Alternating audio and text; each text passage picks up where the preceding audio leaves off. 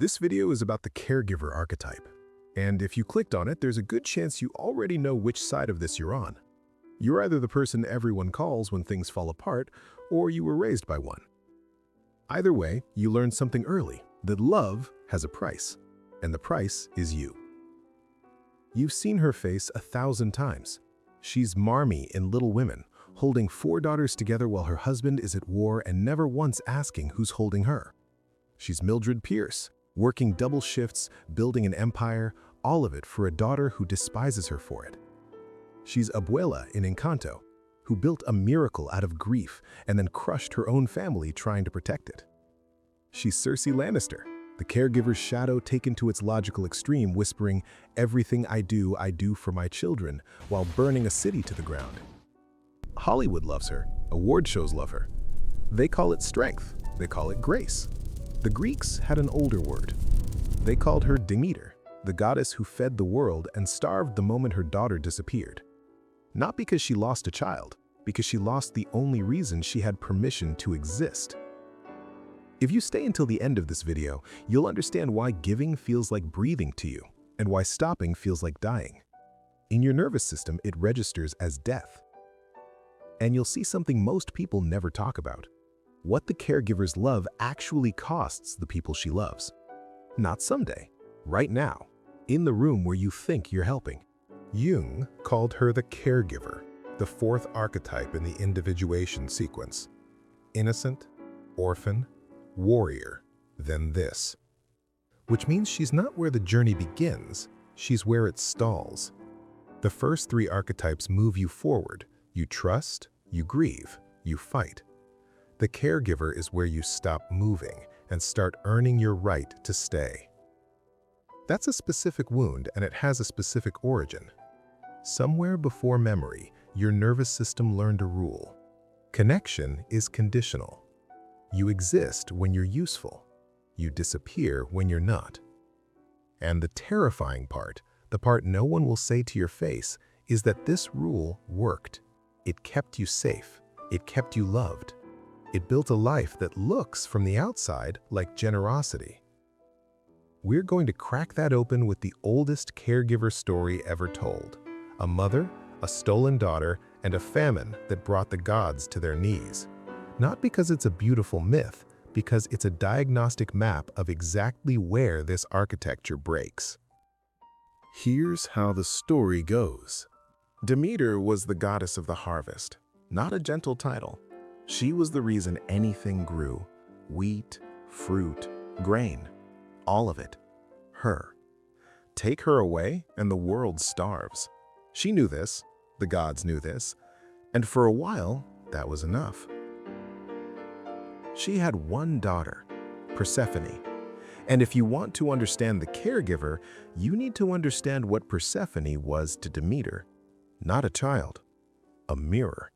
The only surface in which Demeter could see herself as something other than a function. Then Hades took her, opened the earth and pulled Persephone into the underworld. And this is where the myth stops being a story and becomes a diagnosis. Demeter did not grieve the way you'd expect a goddess to grieve. She didn't weep, she didn't collapse, she did something far more revealing. She shut down the harvest. All of it, worldwide. Crops died, animals starved, humans begged, and Demeter watched. Not because she was cruel, because this was the only language she had. She had spent an eternity feeding the world, and nobody had once asked her what she needed. So when the one thing she needed was taken, she made the world feel what she had always felt: empty, hungry, invisible. This is the caregiver's first shadow, the famine. The moment when all that accumulated giving reverses into a withdrawal so total that everyone around her finally notices she exists. Not because she asked, because she stopped. But the famine isn't the whole story. There's something Demeter did before the crops died, something smaller, quieter, and far more dangerous. We'll come back to it. 3,000 years later, the pattern hasn't changed. just the scale. You know this withdrawal. Maybe you don't call it a famine, maybe you call it the silent treatment, or the weekend you finally didn't answer the phone and then spent 2 days feeling guilty about it. Or the fight that started over dishes but was actually about the fact that you've been running on empty for 3 years and nobody noticed because you made it look effortless. The caregiver's nervous system is not wired for rest. It is wired for scanning. Who needs what? Who's upset? Who's about to be upset? You didn't choose this. It was installed in a home where love was conditional, where the child who was useful was the child who was safe. And the reflex worked. It kept you alive. It made you indispensable. But your body keeps the record your mouth won't. The neck that locks after every holiday. The shoulders that haven't dropped in years. The autoimmune flare that arrives in January, right after the season where you gave the most. Your body is not breaking down. It is saying the sentence you won't say out loud. Stop. And then someone offers to help, and you refuse. Not because you don't need it, because receiving means being still. Being still means no one needs you. And if no one needs you, the old wiring says, you are not safe. A compliment feels like a trap. Someone cooking dinner for you makes you want to stand up and do something. You can hold space for everyone else's pain and cannot sit alone with your own for 30 seconds. Demeter fed the entire world, but there is no myth, anywhere, of someone feeding Demeter. Back to Olympus. Zeus eventually intervened. He sent Hermes to bring Persephone home. But Hades had already offered her something, pomegranate seeds, and Persephone ate them. 6 seeds. 6 months in the underworld, 6 months above. Most retellings call this a trick. Jung would call it a choice. Persephone tasted something in the underworld that she could not get in her mother's garden. Her own desire, her own darkness, her own life separate from the woman who had built an identity out of keeping her safe. And this is where the caregiver's shadow splits in two. The first, the devouring mother, Demeter before the negotiation, the love that cannot release, the mother who calls 3 times a day, the partner who organizes your life so completely that you forget how to function alone, the friend whose generosity comes with an invisible ledger. She doesn't control with anger, she controls with indispensability. And if you try to leave, she doesn't rage, she collapses, which is worse. The second, the martyr, Demeter after the deal. She accepted the terms, 6 months above, 6 months below. And she made sure everyone knew what it cost her. Every winter became a performance of grief. The fields went dark not because they had to, but because Demeter needed the world to witness what she was enduring. This is the caregiver who says, "I'm fine," in a voice designed so you hear the opposite, who never asks for what she needs, but keeps a private record of every sacrifice and every silence, whose exhaustion is not a symptom, it's evidence, proof that she loved harder than anyone loved her back. And if the exhaustion ever lifted, if she rested, truly rested, she wouldn't feel relieved, she'd feel empty, because the suffering had become the self. Take it away, and there is nothing underneath. Now, remember I said Demeter did something before the famine, something quieter. Here it is.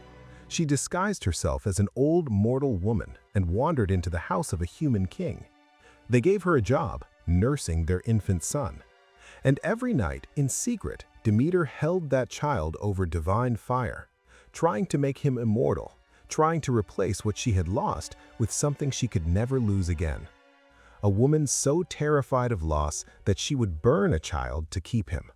That is the devouring mother in a single image. Here is what no one tells the caregiver. Her love is real. Her sacrifice is real.